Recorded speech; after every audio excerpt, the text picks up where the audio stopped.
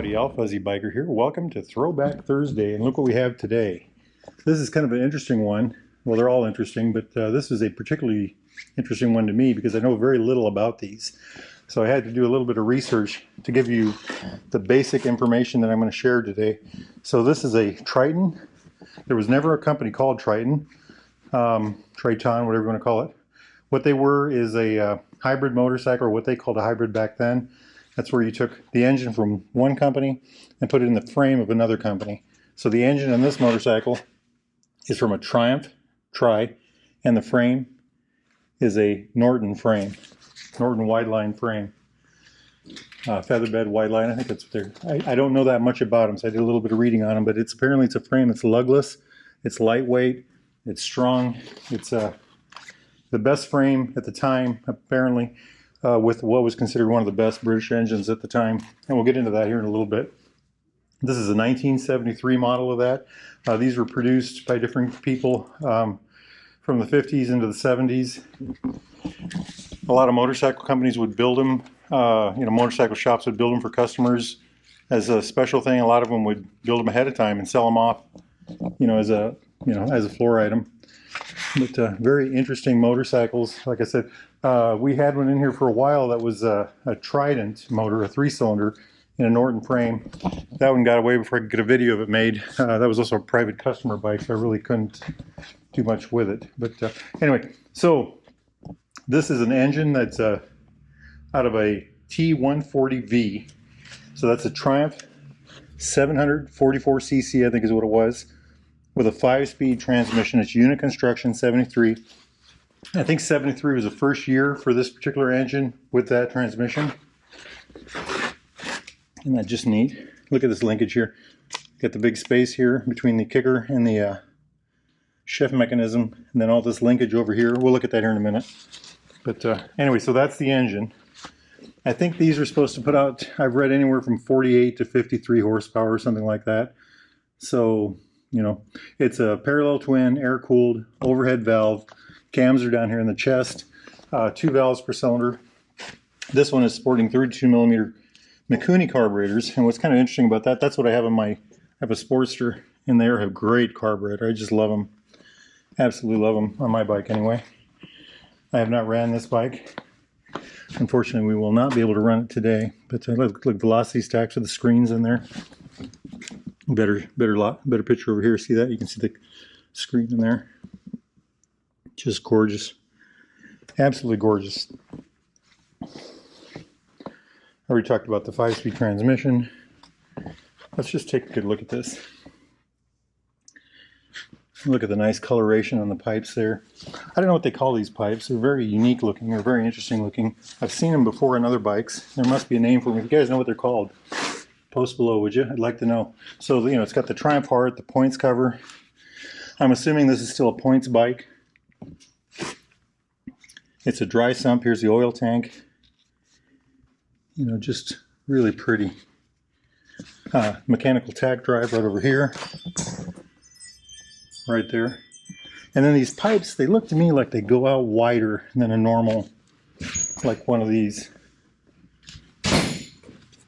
So I think that splays out farther. Looks so anyway. What else can I show you about that?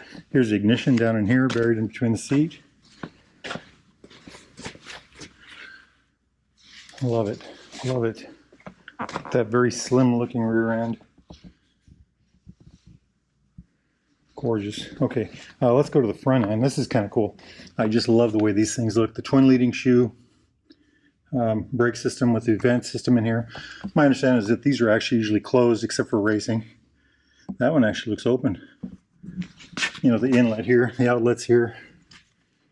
Isn't that just gorgeous? That's like art to me, that whole thing. I wonder if those are aluminum wheels. I don't know the answer to that. From Spain. DOT Spain. Oh, let's see if we can plot a tire size here. Avon tire. Anyway, just gorgeous, isn't it? Road handling forks. Here's kind of let's look at this. It's got I don't know if that's an S6 or a 56 Norton wide line featherbed frame. Norton road holder forks, that's what these are. Very pretty fork, isn't it? Just gorgeous. Absolutely gorgeous. I love the whole front end of this, by the way. Rob North type swing arm, and I was looking at that. And what I would say is, I was comparing it to this I think is a Norton from, this looks like a 72. So I was looking at that, and I was looking at this one, and this one looks lighter. You know, less cluttered, maybe a little slightly narrower. Maybe, I don't know about that. But, okay, other things to look at. Norton, twin leading shoe front brake, and then of course the carburetors. Its title is a Triumph 73. Isn't that just gorgeous though? So back to the frame. Like I said, I think these are considered lugless. There's no heavy cast iron lugs anywhere. Everything's welded together. It's kind of like I don't want to call it a bird cage, but something like that. Really nifty. I love the tank on that, and I don't know where the tank came from. I don't know what bike that's off of, but it's just gorgeous. And of course the seat, just a really, let's step back and look at this. Just look at the beauty here. Absolutely gorgeous. You know, even the ribbing on the tank here. These aluminum plates, the linkage, the folding foot pegs, the shifter. Look at that twist in the shifter lever. Right side shifter. Breather filter. Just beautiful. Just beautiful. And those carbs look massive on there, don't they? Over to this side. This whole area looks lighter than normal. I suppose it's because of these empty spaces. You know, there's no guard over the chain. Look at that. The rocket style adjuster, the linkage, the microelectronics from the day.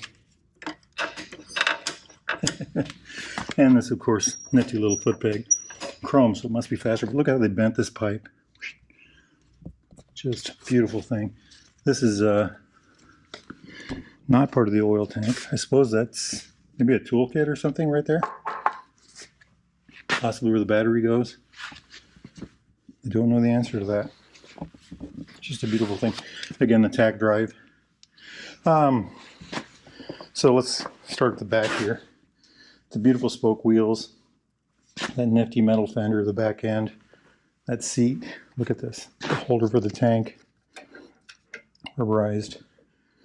All the way up here. Kinds of style tank. Coming up to here. I'm assuming this is probably high-lows, horn or kill switch. I don't know which. Clutch on this side, of course. Brake, mechanical adjuster there. Adjuster down there as well. Love it. Throttle adjuster there. Chrome bucket for the headlight. Isn't that just art? That's just pure art to me. Dampener, and I've never had to reuse one of these on a motorcycle, so I can't really tell you much about that. Converta, that must be a brand that makes these holders. And then the Smith's gauges, and these look like the magnet kind. If you need work on your Smith gauges, I always mention this. smithswork.com. I'll put the link above. It's work with an E. But he's a local guy here that does a great job on these. And then the Halcyon mirror. I think that's called the Halcyon mirror. Really pretty, isn't it? Just everything about this is just very sharp, very race, you know, kind of bike you'd like to have in a platform in your garage. Almost too beautiful to ride, isn't it? It's a real piece of art. I can't tell you the specs as far as wheelbase or weight or anything like that. I'm going to guess it's in the between 300 and 400 pound range. You know, it's got all the styling clues of both a Triumph and a Norton. You know, like I said, that front end, the road holder front end. Anyway, just beautiful. Gorgeous tank. I just love this. I mean, look at that. Isn't that neat? All right, my friends. Well, if you all are interested in anything like this, or like this, those Nortons, there's a Norton Atlas back there, a whole slew of Triumphs here. Hey, that says BSA. That's, I think, that might be a triple. Yeah, that's a triple. You know, more Nortons here. We go through this every time, don't we? A whole slew of Nortons, BSAs, Royal Enfields, Ariels, all kinds of magic in here. There's an Ariel Square 4 back there right now for sale. It's just a wonderful place. If you're working on a vintage vintage motorcycle project or need information or a whole bike, get a hold of these guys. Baxtercycle, baxtercycle.com. Tell them Fuzzy sent you. Wahoo!